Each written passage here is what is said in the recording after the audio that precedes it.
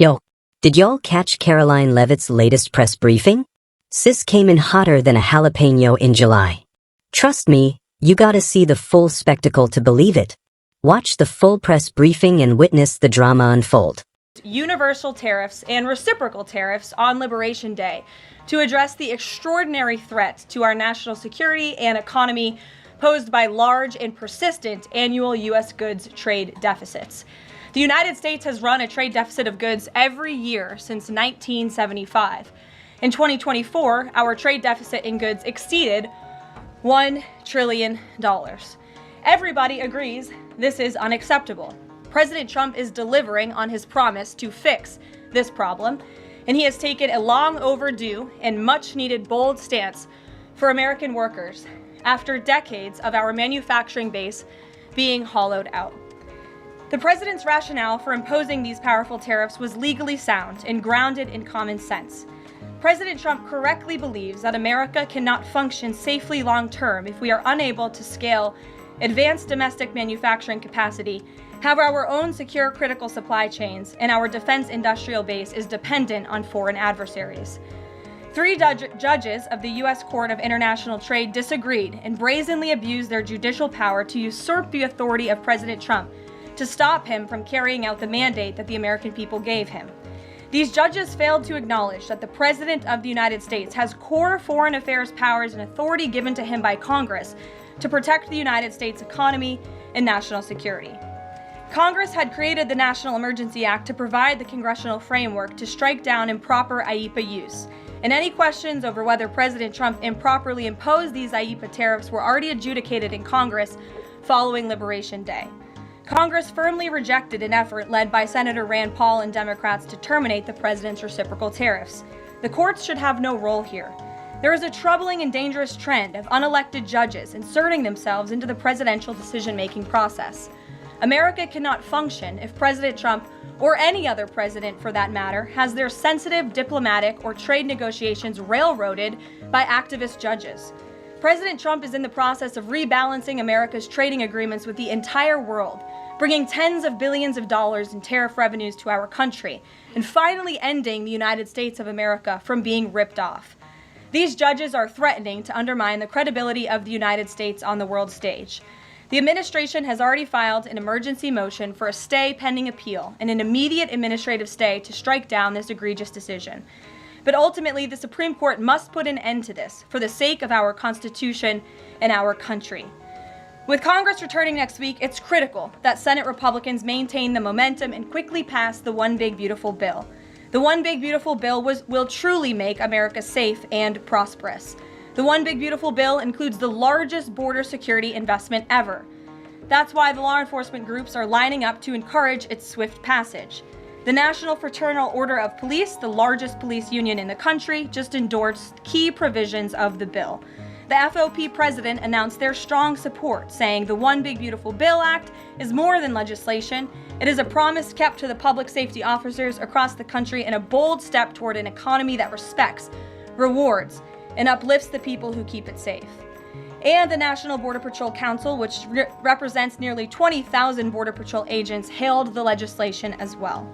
The group's president said this legislation provides a once-in-a-generation investment in the border security of our great country and will make America safer. The One Big Beautiful Bill will guarantee we can permanently have the safest, strongest, and most secure immigration system in American history. I also want to take the opportunity to debunk some false claims that have been circulating in the press about this bill.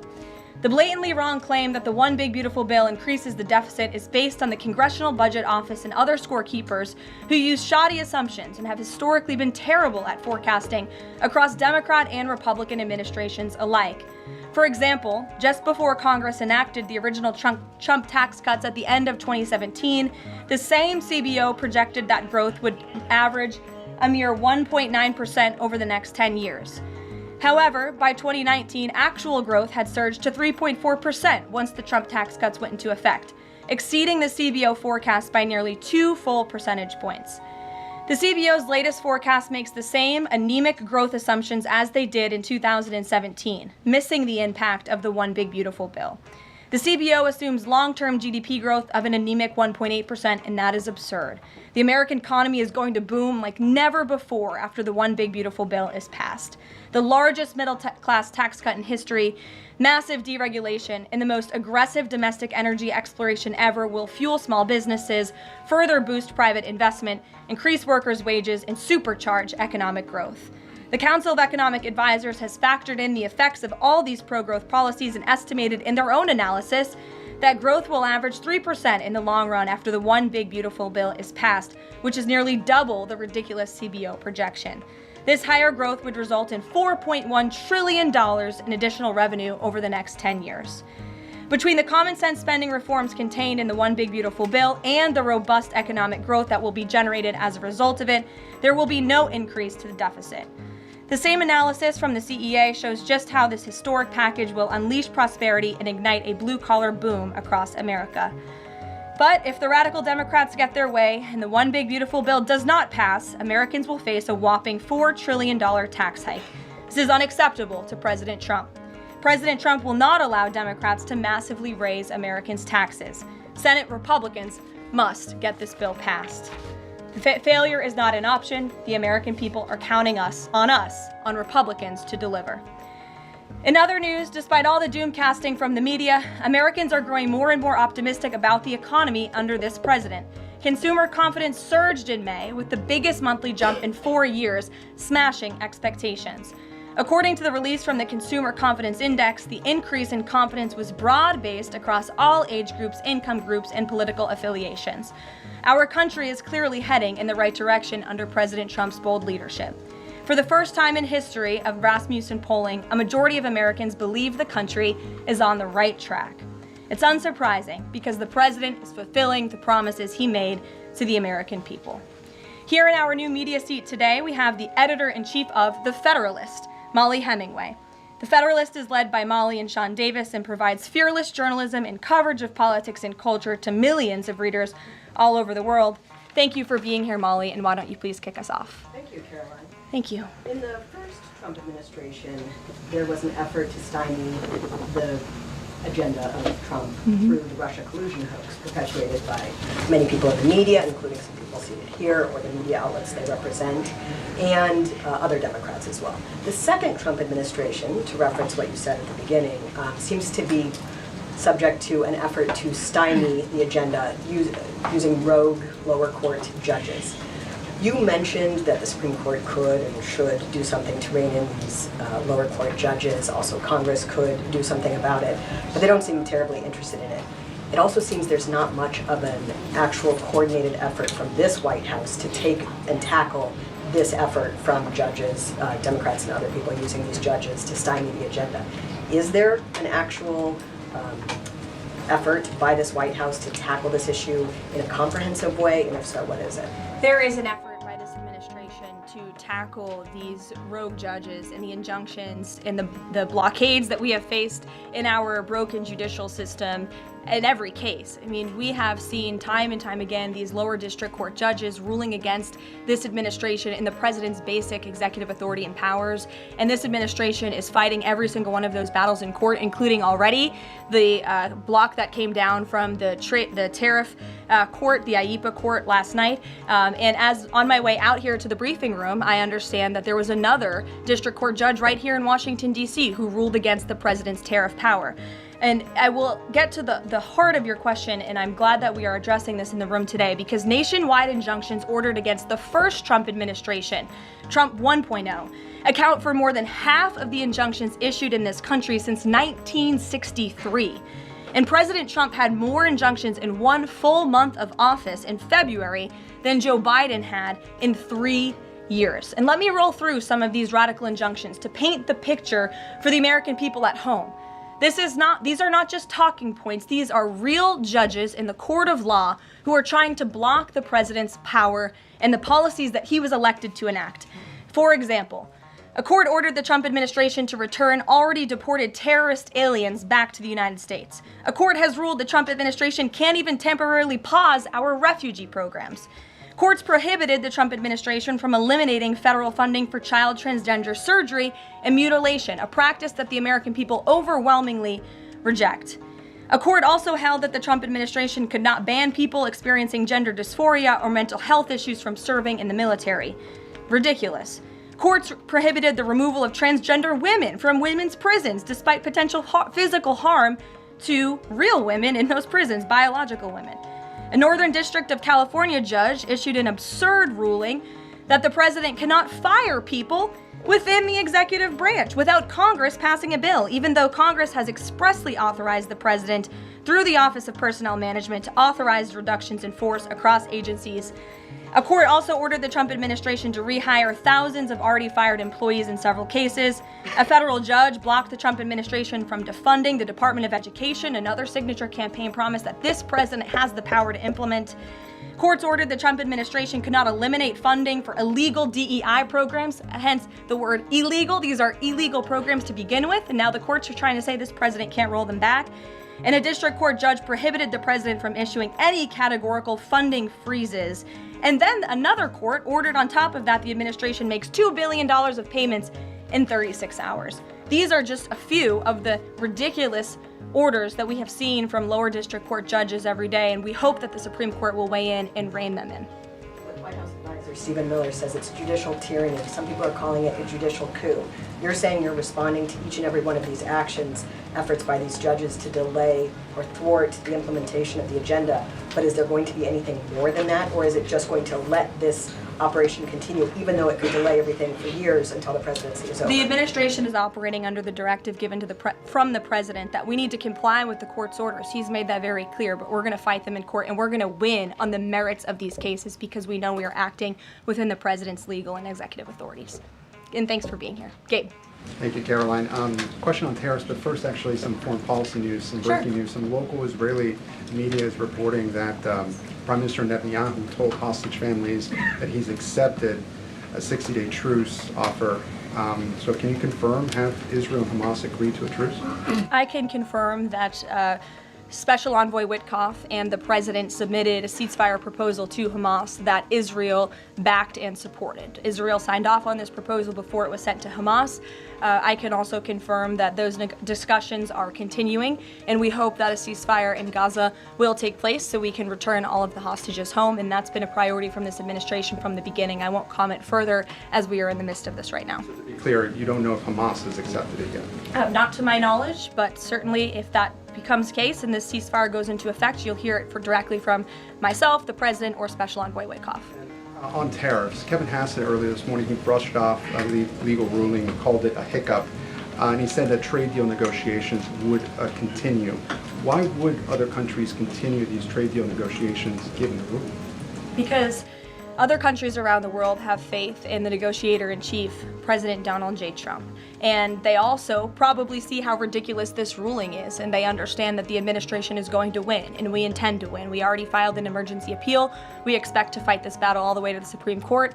These other countries should also know, and they do know, that the president reserves other tariff authorities, Section 232, for example, to ensure that America's interests are being restored around the world. But I can confirm that our ambassador for trade, Jameson Greer, already heard from countries around the world this morning who said they intend to continue with these negotiations. Peter. Thank you, Caroline. So many of the president's plans right now are being blocked by courts. If the courts are going to be the ones who are shaping policy, does the president wish he would have just become a judge instead? I think the president would take this job over being a judge, and certainly the president is acting within his authority. He wishes judges would do the same. But so the courts are basically telling you guys they think that the White House's policies, the president's policies, are in some way against the law. So why can't President Trump ask the Republicans that control the House and the Republicans that control the Senate just to make a new law? Well, these laws have already been granted to the president by the Constitution and by laws that have been previously passed. I'll give you another example. For instance, we've been blocked in court for the revocation of visas from individuals who have the privilege of studying in the United States of America. Secretary of State Rubio has simply used his authority to revoke those visas, to revoke that privilege, and we've seen the courts try to block that. So if these judges want to be the Secretary of State or they want to be the president, they can run for office themselves. It should be the other way around. But all of the actions the president has taken rely on legal authorities that have already been granted to him by our nation's existing laws. And on a different topic, there are some folks in President Biden's inner circle, who are now in talks with Republicans in Congress to give interviews about how they may have handled President Biden's decline. Is the president satisfied with aides only sitting for these transcribed interviews, or would he also like to see some kind of testimony from the former First Lady, Dr. Biden? I think, frankly, the former First Lady should certainly speak up about what she saw in regards to her husband and when she saw it and what she knew. Because I think anybody looking, again, at the videos and photo evidence of Joe Biden with your own eyes and a little bit of common sense can see this was a clear cover-up. And Jill Biden was certainly complicit in that cover-up. There's documentation, video evidence of her clearly shielding her husband away from the cameras. They were just on The View last week. She was saying everything is fine. She's still lying to the American people. She still thinks the American public are so stupid that they're going to believe her lies. And frankly, it's insulting and she needs to answer for it. Ouija. Caroline, President Trump was asked what he thought about Elon Musk's claim that the big, beautiful bill increases the budget deficit and undermines the work of Doge. And the president didn't actually comment on those remarks. He just talked about the need to support the bill. So what does the president think about what Elon Musk said? Well, the president is very proud of the one big beautiful bill and he wants to see it pass. He wants the Senate to get to work on it and send it to his desk as quickly as possible. Of course, as you know, Elon Musk announced last night his departure as an official special government employee from the Trump administration. We thank him for his service. We thank him for getting Doge off of the ground, and the efforts to cut waste, fraud, and abuse will continue. So he doesn't have any comment about Musk saying it adds to the deficit and it undermines all his work? The president commented on this. I commented on it. I told you that this bill saves $1.6 trillion according to the Council of Economic Advisors and the analyses that the president believes in. So he gave a comment, I gave a comment. Just because you don't like that comment doesn't mean it's not a comment. Rachel. Thanks, Caroline. Back on trade, I know you said the White House is going to fight this ruling in court.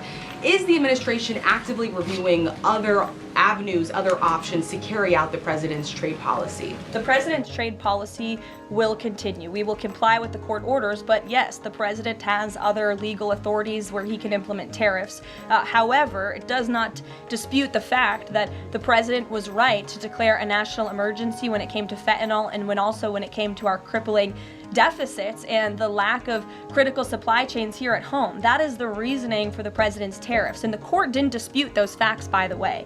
And there have been other courts that have reaffirmed the president's position. In fact, a ruling in federal court earlier this month shows that the administration is in the right, said we will win on appeal. A federal district judge in Florida ruled that IEEPA, in fact, does grant the president the authority to unilaterally impose tariffs. And 20 years ago, I will add, they are not a court, the New York Times editorial board responded to the January 2005 trade deficit of $58.3 billion by writing an editorial entitled Dangerous Deficits. And since then, our trade deficit has more than doubled. The U.S. trade deficit in January totaled a whopping $131.4 billion. So people on both sides of the aisle, pundits, lawyers, legal scholars, politicians have all agreed that it is a national emergency, our trade deficits and our lack of critical supply chains here at home. It's just President Trump was the first president to actually act on it, to restore that wealth and that prosperity to the United States of America. And it's very unfortunate that the courts are now blocking his attempts to do that. Has the administration then reached the point where you are actually asking your economic advisors to start reviewing other avenues to implement the president's trade policy, or do you want to just see this legal process take place for now? We can walk and chew gum at the same time. We are doing both. Josh. The Fed says the president met with the Fed chair earlier today. I'm wondering if you can give us any readout of that meeting. The Fed also says that they discussed the economy. I imagine the president might have shared views on rates as well, but what can you share with us? I can share with you that we saw, the president and I both saw the statement that the Fed put out after the meeting. That statement is correct. However, the president did say that he believes the Fed chair is making a mistake by not lowering interest rates, which is putting us at an economic disadvantage to China and other countries. And the president's been very vocal about that, both publicly and now I can reveal privately as well. Did he speak at all about his plans for that position, but whether he would seek to move Jay Powell out of that position or keep him in until his term ends? No. Okay. Kristen. Ask very quickly on the tariff question. You mentioned Section 232 earlier. Are you suggesting that you might sort of speed up some of the existing 232 investigations? Or are you talking potentially using 232 as a replacement power if this ruling doesn't go your way? Of course, you hope it does. I'm not suggesting that. I'm just simply stating the fact that the president has other legal authorities he can use to implement tariffs, and the administration is willing to use those. As you know, we already have applied Section 232 tariffs on specific industries. Yep, thank you. President Trump said that he needed 1.5 to 2 weeks to determine whether or not he believed Vladimir Putin wanted peace. He has been in office now for 4 months. What does he believe is going to happen in the next 1.5 to 2 weeks that would change his opinion? Well, it is my understanding and it is our hope that Russia and Ukraine will engage in direct talks and negotiations next week in Istanbul, and we believe that meeting is going to take place, and that is a meeting the president encouraged and urged for these two sides to come together and negotiate directly. And the president has been clear from the very beginning of this conflict that he wants to see this conflict solved on the negotiating table, not on the battlefield, and he's told that to both leaders, again, both publicly and privately. So hopefully next week it will move the ball forward in this. Is the United States going to participate in those conversations? We will let you know if the president plans to send a representative. I'm not tracking that at this time. To Kelly in the back. Thanks, Caroline. Sure. I wanted to just clarify once and for all the Qatari jet, the sale, or the gift, because the Qatari government is asking the U.S. to clarify that the jet's pending transfer was initiated by the Trump administration. So is this something that the White House is going to do? The amount of questions we've received, and we've been incredibly clear, and I have answered this, the president has answered this, the Department of Defense has answered this. This is a government-to-government gift transfer from the Qataris to the Department of Defense, to the United States Air Force. It is now in their hands, and for further details on where that stands, I would defer you to the Department of Defense and the United States Air Force. I have nothing more for you on that. Deanna. Thanks, Caroline. 2 questions, one on the big beautiful bill, one on immigration. Sure. Yesterday, Trump said, we will be negotiating that bill, and I'm not happy about certain aspects of it, but I'm thrilled by other aspects of it. Wondering if you could, share any specifics on that. And in immigration, do you know how many illegal migrants have taken Trump's voucher program so far and have deported themselves? I believe it's in the thousands of those who have chosen the easier route of self-deportation, and we certainly encourage all illegal aliens who are present within our homeland to take that option. It's a much more pleasant option than being deported, and we will deport you if you're here illegally. That's our intention. As for the first question, what the president was speaking about is how this is a great bill. However, it has come as a result of a hard negotiation. It's difficult to get things done on Capitol Hill, but thanks to President Trump, this bill is moving in the right direction, and thanks to House Republicans and the leadership over there as well, who did a great job mediating both sides of the caucus to move this bill to the Senate. And now the president, again, has told his friends on the Senate side and is already engaged in those conversations to get that bill back to his desk as soon as possible. Sure. Has this administration been briefed about the incident that happened in Gaza on Tuesday during the rollout of the Gaza Humanitarian Foundation distribution of aid to Palestinians there? And should there be a ceasefire, will this administration continue to rely on this foundation for the distribution of aid to civilians? Are you referring, what incident are you referring to? Tuesday, when the aid was rolled out to Gaza for the first time in many months, and meals and food was given to hungry people thanks to President Trump. Yes, we were briefed on that plan. The president was the reason that aid went into Gaza, and he got the Israelis to support that plan. And I would add that the previous administration rejected such a plan to ensure that these starving and devastated people in the Gaza Strip were given humanitarian aid and assistance. And it was the previous administration that tried to build this pier, if you all remember it. It was brought to my attention this morning, and I thought that's a good point. Why don't I bring that up? Because there's been so much criticism. In fact, it was on the front page of a newspaper this morning about the criticism for this president having a humanitarian heart and giving people badly needed food and supplies. Nobody wanted to talk about how the previous administration failed in that endeavor. They built this pier that cost $230 million. It lasted about 20 days, and more than 60 U.S. service members were injured, as a part of this floating aid pier that did nothing for the people of Gaza. The president is opening up his humanitarian heart to get aid into the region while his team simultaneously negotiates a ceasefire and the return of all hostages. We are moving the ball forward in a positive direction for all people. The president wants to see peace for all people. Jasmine. Thanks so much, Caroline. A notice investigation found that the Hallmark Maha Commission report that was released last week cites studies that appear to not exist. We know that because in part we reached out to some of the listed authors who said that they didn't write the studies cited. So I want to ask, does the White House have confidence that the information coming from HHS can be trusted? Yes, we have complete confidence in Secretary Kennedy and his team at HHS. I understand there were some formatting issues with the Maha report that are being addressed, and the report will be updated, but it does not negate the substance of the report, which, as you know, is one of the most transformative health reports that has ever been released by the federal government and is backed on good science that has never been recognized by the federal government. And a quick follow-up, can you talk about what tools or research goes into production of these kinds of reports? For instance, is it AI that's used to put together these reports now? I can't speak to that. I would defer you to the Department of Health and Human Services. What I know is just what I told you. Lindsay. Thank you, Caroline. Many small businesses that we've talked to since the tariffs have been in place have said what would really help them is a long-term plan so that they can catch up. In light of what's happened now, this trade war with the courts, how will that impact this 90-day window? Will you guys be adjusting that? And how can you help relieve some of these small businesses? Well, I would say nobody understands the needs of business owners, and nobody has the backs of our small business community more than President Donald J. Trump. He believes, I've heard him talk about this with small business owners himself, that small businesses are truly the backbone of our American economy. And that's why the president is supporting the One Big Beautiful Bill. So for those you spoke to who are asking for a long-term plan, big tax cuts are coming their way. No tax on tips, no tax on overtime for their workers, more money in their pockets.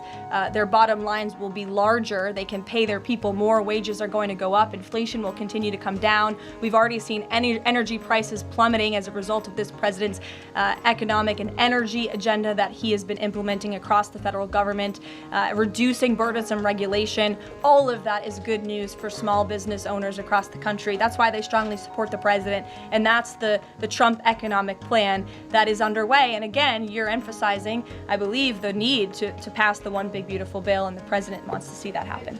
Sure.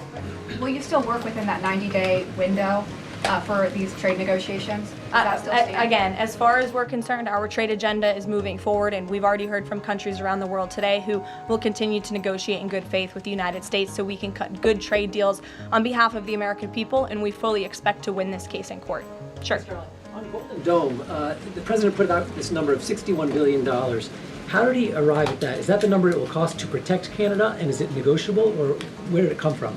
I can certainly ask the president, and I can check in with our research team, and we'll get you the facts on that number. But the Golden Dome is certainly a significant investment in our nation's national security and homeland security to protect Americans, all of you in this room, from future threats. Have the Canadians been talking in good faith about paying to be in it? I know they've expressed some interest. Well, the president has certainly expressed to the Canadians how we are essentially subsidizing their national defense. He brought it up in his meeting with their new leader here, and as you know, we'll be traveling to Canada next month for the G7, so I expect that topic of discussion to come up on that trip as well. Sure. Hey, thanks, Caroline. There was a May Day USA rally in Seattle that happened over the weekend that devolved into some protests and riots. The Seattle Mayor Harrell said that it was a far-right rally held here to provoke a reaction by promoting beliefs that are inherently opposed to our city's values, which he defined as LGBT values. I know the FBI is looking into this, but has the president reached out to the mayor at all, asked him to apologize for this, and is this something that the administration would consider an example of anti-Christian bias? I'm not aware of that case. I know the FBI is looking into it, but I'm not aware of any phone calls the president may or may not have made to the mayor of that city. And then on Doge, we know that Elon Musk is leaving. Do you have an updated leadership structure for who is leading the group? Is Russ Vought involved? And what is its new mission now, if any? Well, the entire cabinet is involved, and I spoke to the president about it this morning, and the entire cabinet understands the need to cut government waste, fraud, and abuse, and each cabinet secretary at their respective agencies is committed to that. That's why they were working hand in hand with Elon Musk, and they'll continue to work with the respective Doge employees who have onboarded as political appointees at all of these agencies. So surely the mission of Doge will continue, and many Doge employees are now political appointees and employees of our government. And to the best of my knowledge, all of them intend to stay and continue this important work. Is there a Doge leader taking the place of Mr. Musk? Well, again, the Doge leaders are each and every member of the president's cabinet and the president himself, who is wholeheartedly committed to cutting waste, fraud, and abuse from our government. Michael. Thank you, Caroline. There's conflicting reports out of the Middle East right now. Saudi television network Al Arabia is saying that Israel and Hamas have agreed to a 60-day ceasefire. Sources with Hamas are saying that has not been agreed to. If and when that does happen, will we expect to hear something from President Trump announcing that? As I said earlier, yes, indeed. If there is an announcement to be made, it will come from the White House, the president, myself, or Special Envoy Witkoff. Caroline, one big beautiful bill. The president says he's not happy with all aspects of it. What changes would he like to see be made, and can this bill be both big and beautiful? It is a one big beautiful bill, as the name rings true, and the president, as I said, is currently working with his friends in the Senate who have some recommendations for the bill. Those negotiations and discussions are continuing, but the president's ultimate priority is to get this bill back to his desk for signature. And the president's priorities in this bill are non-negotiable in terms of the tax priorities he wants to see and the large tax cuts in the border investments that are currently in this bill. He is not going to allow them to go away for the American people. Sure, go ahead. Yes, I wanted to ask you about, has the president spoken to any of these foreign leaders about these agreements that have been reached, specifically the case of the United Kingdom that already has an agreement in place after this decision of the court in New York? Has the president talked to foreign leaders about what? About the court decision in New York. Which court decision in New York? The trade court. Oh, the trade court decision. He did speak to the leader of Japan this morning, and he said that was a very good call and a good discussion. And as I said, the president's cabinet, Secretary Lutnick, Secretary Bessent, and Ambassador Jameson Greer have all been in touch with their counterparts in countries around the world to let them know the United States will still be at the negotiating table, and we still expect countries around the world to treat us fairly. Again, I will just close by saying that how ridiculous it is that we've been ripped off, our middle class has been hollowed out, our manufacturing base has left and gone overseas, jobs have been offshored, and now no court did anything about that. No court did anything about hundreds of thousands of people being put out of work, about thousands of factories being closed down, about our deficits going to dangerous levels, as the New York Times has said. But now a court is trying to stop a president from trying to correct those wrongs of the past. And this administration will continue to do that. It's a promise the president made to the American people, and it's a promise they elected him on. We will win this battle in court, and the president will implement his America First trade policies. Thank you, everyone.